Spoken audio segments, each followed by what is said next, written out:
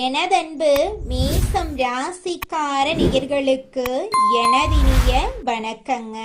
நம்ம இன்னைக்கு வீடியோ பதிவுக்குள்ள முழுமையா போறதுக்கு முன்னாடி முருகரை மனதார வணங்கிட்டு வீடியோ பதிவுக்குள்ள போகலாங்க. ஓம் முருகா போற்றி, ஓம் முருகா போற்றி, ஓம் முருகா போற்றி. எனக்காக்கும் முருகனே போற்றி. நல்லதே நடக்கும், நல்லது மட்டும்தான் நடக்கும். நம்மளோட மேச ராசிக்காரங்க துணிவு தைரியத்துக்கு பேர் போனவங்க. இவங்க ஒரு முடிவு எடுத்துட்டா அந்த முடிவை அடையிற வரைக்கும் இரவு பகல் உறங்காம உழைச்சுக்கிட்டே இருப்பாங்க. புதிய விஷயங்களை முயற்சி செய்யறதுல இவங்களுக்கு ஆர்வம் கொஞ்சம் அதிகமா இருக்கு.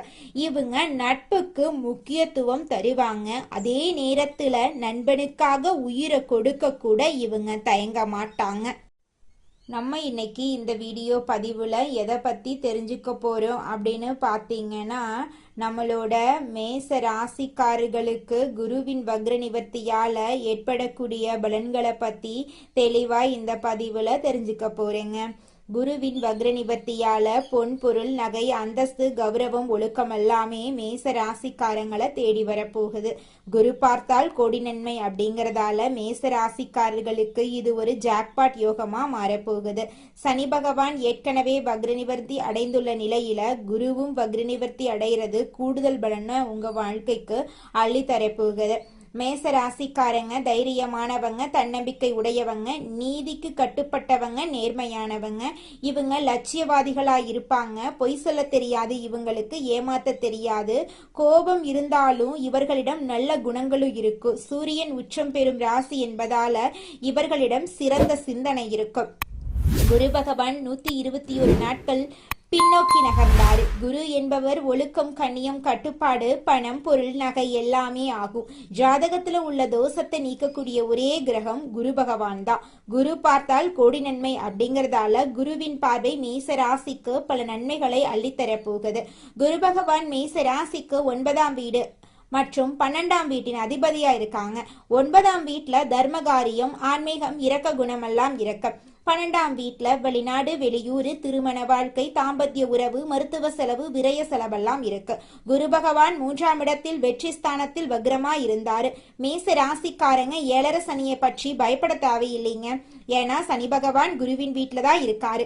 குருவின் வீட்டுல சனி இருக்கிறதுனால பெரிய பாதிப்புகள் ஏற்படாதுங்க. நவம்பர் மாதம் 11ஆம் தேதி முதல் குரு வக்ரமா இருக்கிறதுனால சில தடைகள் ஏற்பட்டிருக்கலாம். குரு வக்ரமாக இருந்த காலத்துல தந்தை உறவுல பலவீனம், அப்பா சொத்து, அம்மா சொத்து, வீடு, வண்டி, வாகன செலவு, வேலை நிரந்தரமாக இல்லாம இருக்கிறது, வெளிநாடு வெளியூர்ல வேலை கிடைக்காதது, வண்டி வாகன செலவு, நிலம் பூமியில சொத்து பிரச்சனை, வீண் விவாதம், கேஸ், காது, மூக்கு, தொண்டை, சுவாச பிரச்சனை, கால்வலி, ரத்தம் சம்பந்தப்பட்ட தொந்தரவுகள், படிப்புல மந்தமான தன்மை, கடன், பகை, எதிரி, வம்பு வழக்கு, தடை போன்ற பிரச்சனைகள் இருந்திருக்கலாம். குரு பகவான் வக்ர நிவர்த்தி அடைந்ததால இனிமேல் நல்ல பலன்கள் கிடைக்குங்க. படிப்படியாக பிரச்சனைகள் குறையும். சனி பகவானும் வக்ர நிவர்த்தி அடைந்துள்ளதால கூடுதல் நன்மைகள் உங்களுக்கு கிடைக்கும். திருமண பேச்சுக்கள் நல்ல முடிவுக்கு வரும். திருமணத்துல இருந்த தடைகள் நீங்கும். காதல், குழந்தை பாக்கியம் சிறப்பாக இருக்கும். வழக்குகள்ல வெற்றி கிடைக்குங்க. வேலை, தொழில், உத்தியோகத்துல பதவி உயர்வு கிடைக்கும். வெளிநாட்டுல இருக்கிறவங்களுக்கு நல்ல யோகம் உண்டாகும். விசா பிரச்சனைகளா இருந்துச்சுன்னா எல்லாம் சரியாயிருங்க. மருத்துவம், share marketing, ITI field, bank போன்ற துறைகளில் வேலை பார்க்குறவங்களுக்கு சிறப்பான பலன்கள் கிடைக்க போகுதுங்க. உடல் ஆரோக்கியம் மேம்பட போகுதுங்க. குருவின் வீட்டில் சனி இருக்கிறதுனால 7.5 சனியால உங்களுக்கு எந்த பாதிப்புமே ஏற்படாதுங்க. குரு 11ஆம் இடத்தை பார்க்கறதுனால தொழில அபார வெற்றி கிடைக்குங்க. குரு வக்ர நிவர்த்தி அடைந்திருப்பதால லாட்ரி யோகம் உண்டாகும். வெளிநாடு செல்லும் யோகம் இருக்கிறதுனால லாட்ரி எடுக்கலாம். ஆனா ஜாதகத்தை பார்த்து குரு பகவான் நல்ல இடத்துல இருக்காரா அப்படின்னு தெரிந்து லாட்ரி எடுக்கலாங்க. ஆசிரியர், வங்கி, கமிஷன் வியாபாரம், ரியல் எஸ்டேட் போன்ற துறையில் இருக்கிறவங்களுக்கு நல்ல மாற்றங்கள் ஏற்படும். பெண்களுக்கு மிகப்பெரிய வெற்றிகள் எல்லாம் இந்த காலகட்டத்துல தேடி வரப்போகுது. இது நாள் வரைக்கும் உங்களை வேண்டான்னு உதறி தள்ளிட்டு போன சொந்த பந்தங்கள் எல்லோருமே இனி வரக்கூடிய காலங்கள்ல உங்களை தேடி வரப்போறாங்க.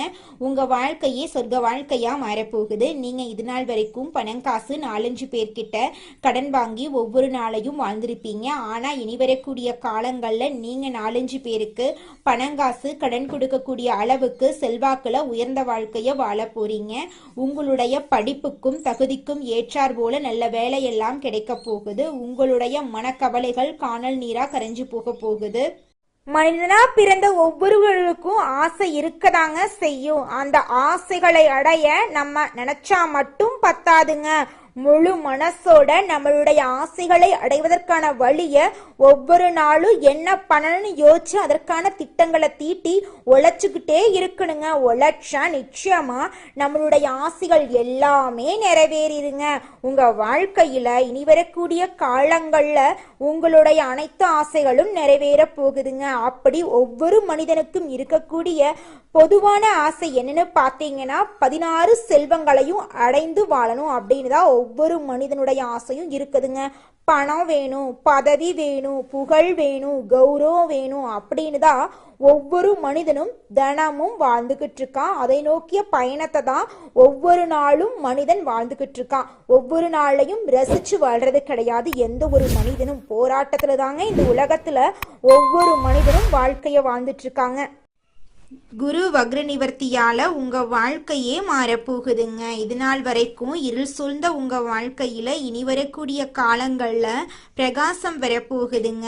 கல்வி தடையெல்லாம் காணல் நீரா கரைஞ்சு போக போகுதுங்க. திருமண தடை நீங்கி உங்களுக்கேற்ற சரியான துணையோடு திருமணம் நடக்க போகுதுங்க.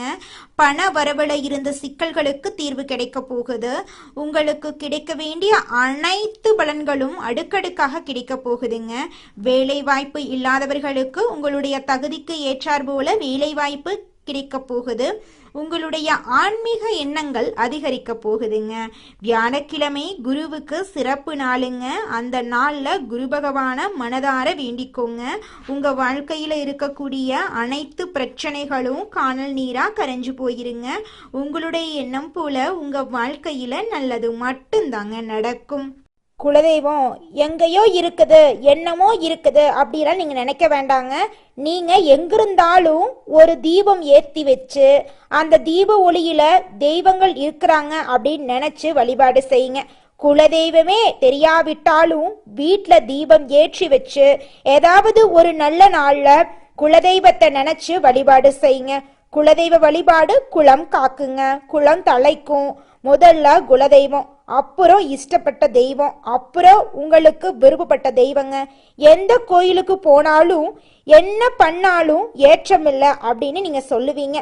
தினமும் எந்திரிச்ச உடனே சூரிய பகவான நமஸ்காரம் பண்ணுங்க. அவங்களுடைய அனுகிரகம் இருந்தா போதும். மற்ற கிரகங்கள் எல்லாம் சாதகமா இல்லைனா கூட பரவாயில்ல, அந்த சூரியனுடைய பிரகாசம் உங்க வாழ்க்கையவே பிரகாசமா மாத்திருங்க. அந்த வெளிச்சம் உங்களை வந்து சேருங்க. உங்க வாழ்க்கையில் இருக்கக்கூடிய கண்ணீரெல்லாம் கரைஞ்சு போயிருங்க. நம்ம இன்னைக்கு இந்த வீடியோ பதிவுல எதை பத்தி தெரிஞ்சுக்க போறோம் அப்படின்னு பார்த்தீங்கன்னா, நம்மளோட மேச ராசியில் இருக்கக்கூடிய ஒவ்வொரு நட்சத்திரக்காரர்களுக்கும் குரு பகவானின் வக்ர நிவர்த்தியால என்னென்ன பலன்கள் ஏற்பட போகுது அப்படிங்கிறத பத்தி தாங்க விரிவா இந்த பதிவுல நம்ம தெரிஞ்சுக்க போறோம். நம்மளுடைய மேச ராசியில் இருக்கக்கூடிய முதலாவது நட்சத்திரம் அஸ்வினி நட்சத்திரம். அஸ்வினி நட்சத்திரத்தில் பிறந்தவங்க தைரியம், தன்னம்பிக்கை, நீதி, நேர்மை, ஒழுக்கம் உள்ளவர்களா இருப்பாங்க. குரு பகவான் மீன ராசியில் உச்சத்துல இருக்கிறதுனால இது நாள் வரைக்கும் திருமணம் ஆகாதவர்களுக்கு இந்த காலகட்டத்துல உங்களுக்கேற்ற சரியான வாழ்க்கை துணையோடு திருமணம் நடக்கும். படிச்சு முடிச்சுட்டு வேலை கிடைக்கல, நான் தேடாத வேலை இல்லை, இது நாள் வரைக்கும் என்னுடைய படிப்புக்கும் தகுதிக்கும் ஏற்ற மாதிரி நல்ல வேலையே கிடைக்கல அப்படின்னு கவலைப்பட்டு இருக்கிறவங்களுக்கு இந்த காலகட்டத்துல நிச்சயமா வேலை வாய்ப்புகள் கிடைக்குங்க. அடுத்ததாக நம்முடைய மேச ராசியில் இருக்கக்கூடிய நட்சத்திரம் பரணி நட்சத்திரம். உங்களுக்கு எப்படி இருக்குன்னு பார்க்கலாங்க. இந்த மாதம் பரணி நட்சத்திரத்தில் பிறந்தவங்க நாகரிகமானவங்க, ஒழுக்கமானவங்க, திறமையானவங்க, அறிவானவங்க. இவங்க ஆசைப்பட்ட விஷயத்த அடைவாங்க. விரய செலவுகள் எல்லாம் இந்த காலகட்டத்துல குறைய போகுது. வெளிநாட்டு யோகம் இவங்கள தேடி வரப்போகுது. இவங்க தனியார் துறையில வேலை செஞ்சாலும் சரி, அரசு துறையில வேலை செஞ்சாலும் சரி, இவங்களுடைய தகுதிக்கும் திறமைக்கும் ஏற்றார் போல பதவி உயர்வு, சம்பள உயர்வெல்லாம் இவங்களுக்கு கிடைக்க போகுதுங்க. இவங்க குடும்பத்துல இது நாள் வரைக்கும் இருந்த அனைத்து பிரச்சனைகளுக்கும் தீர்வு கிடைக்க போகுது. இவங்களுடைய ஆசைகள், கனவுகள் எல்லாமே நிறைவேற போகுது. இவங்களுடைய வாழ்க்கையே சொர்க்க வாழ்க்கையாக மாறப்போகுதுங்க. அடுத்ததாக நம்முடைய மேச ராசியில் இருக்கக்கூடிய நட்சத்திரம் கார்த்திகை. உங்களுக்கு இந்த மாதம் அமோகமா இருக்க போகுதுங்க. கார்த்திகை நட்சத்திரத்தில் பிறந்தவங்க நீதி, நேர்மை, கண்ணியம், கட்டுப்பாடு, ஒழுக்கம் உள்ளவர்களா இருப்பாங்க. இவங்களுக்கு அரசாங்க வேலையில நல்ல யோகம் கிடைக்கும், தலைமை பதவி கிடைக்கும், வெளிநாடு செல்லக்கூடிய வாய்ப்பு இவங்களை தேடி வருங்க. இவங்க குடும்பத்துல இது நாள் வரைக்கும் இருந்த அனைத்து பிரச்சனைகளுக்கும் படிப்படியா தீர்வு கிடைக்க போகுது. திருமணம் ஆகாதவர்களுக்கு திருமண தடை நீங்கி திருமணம் நடக்க போகுது. குழந்தை பாக்கியம் இல்லாதவர்களுக்கு குழந்தை பாக்கியம் கிடைக்க போகுது. பூர்வீக சொத்து ரீதியாக இருந்த அனைத்து பிரச்சனைகளுக்கும் தீர்வு கிடைக்க போகுது. உங்களுக்கு வரவேண்டிய பூர்வீக சொத்து உங்க கையில வந்து சேர போகுதுங்க. உங்களுடைய உடல்நிலை ஆரோக்கியமா இருக்க போகுதுங்க. உங்களுடைய மனக்கவலைகள் காணல் நீரா கரைஞ்சு போக போகுதுங்க. உங்க வாழ்க்கையில மேலும் நல்லதெல்லாம் நடக்க நீங்க செய்யக்கூடிய பரிகாரம் என்னன்னு பார்த்தீங்கன்னா, உங்க வீட்டுக்கு பக்கத்துல இருக்கக்கூடிய கண்ணு தெரியாத குழந்தைங்களுக்கு உங்களால முடிஞ்ச உதவிகளை செஞ்சுக்கிட்டு வாங்க. உதவி செய்யணும் அப்படிங்கிறதுக்காக நீங்க லட்சக்கணக்கில் செலவு பண்ணணும் அப்படிங்கிற அவசியம் கிடையாது. உங்களால முடிஞ்ச அளவுக்கு ஒரு பேனா வாங்கித்தாங்க, ஒரு பென்சில் வாங்கித்தாங்க. இந்த உதவியை செய்யறதன் மூலமா உங்க வாழ்க்கையில நீங்க செஞ்ச பாவங்கள் எல்லாம் குறைய போகுது. உங்களுடைய வாழ்க்கையே சொர்க்க வாழ்க்கையா மாறிடுங்க. நல்லதே நடக்கும், நல்லது மட்டும்தான் நடக்கும். நன்றி, வணக்கம்.